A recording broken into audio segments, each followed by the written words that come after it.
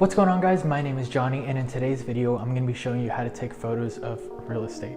So really quick, some of the gear that you're going to need is a tripod, a DSLR or mirrorless camera, and then a wide angle lens.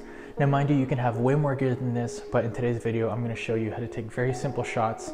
The only thing you're really going to need with your camera is for it to shoot bracketed exposure. So we're going to do a quick walkthrough of the house. Some of the things you want to do is turn on all the lights. We already did that for all of these. When you go into the rooms, I personally like to open all the blinds.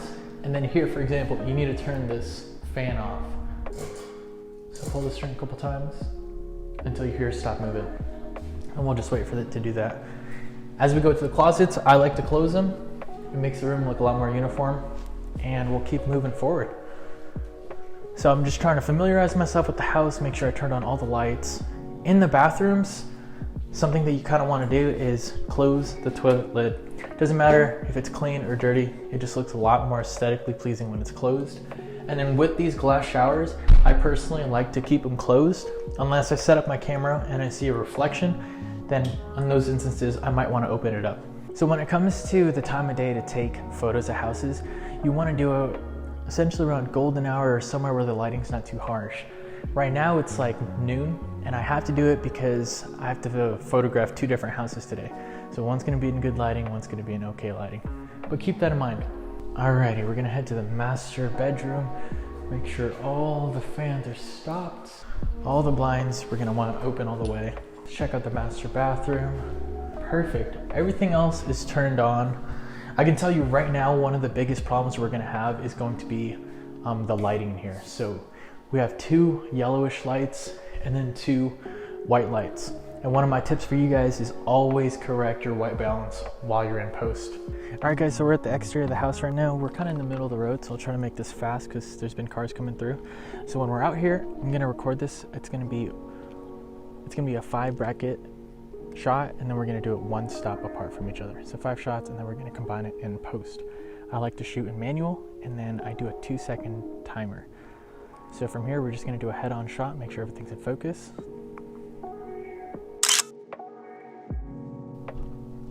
And then we're gonna do another angle over here. And then we'll do a final angle, 45 on the other side.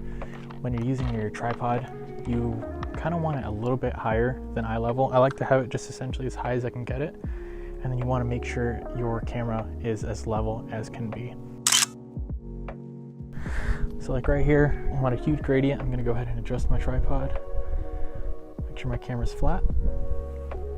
Everything's still in focus. I'm shooting at f9, so it'll really pull the focus in. Alrighty, that's about it. Let's go ahead inside and I'll show you what to do from there.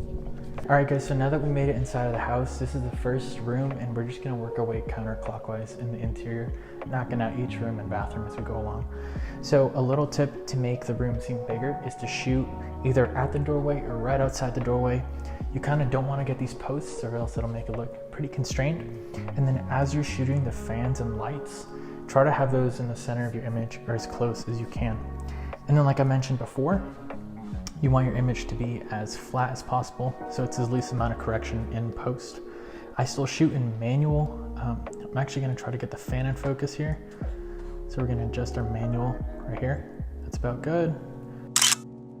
So now that we got those shots, I'm actually gonna enter the room and shoot it from the opposite corner, shooting out. One thing I can see right now is my camera gear is actually in the shot. So make sure your stuff is out of the way. Alrighty.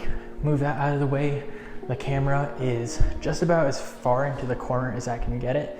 And I personally like to shoot with the doors open. It makes the room and the house flow a bit smoother. Okay, so now we're in the kitchen area. And as you can see, it's a pretty open kitchen, right? You have this island here, you have this open space, and then you have an open space back there. So we're gonna break it up into segments. For starters, I kind of wanna highlight this island right here and showcase how big it is. So a way to do that is when you're using a wide angle lens, the closer you are to the camera, the bigger the subject actually looks. So we're going to put this roughly in front of the camera, the island. And then another thing too is because these are nicer countertops, they're not like old beat up countertops. We kind of want to showcase these as well. So I raised the tripod a little bit just so I could still showcase the counters, but still having an even balance between the floor tiles as well as the ceilings. So let's go ahead and make sure our exposure is good, everything is centered, and let's go ahead and snap this shot really quick. All right, so we got all the interior shots, and now we're just gonna do the exterior backyard. Pretty much the same premise as the front yard. In this situation, we can take a head-on shot and just adjust the lighting accordingly.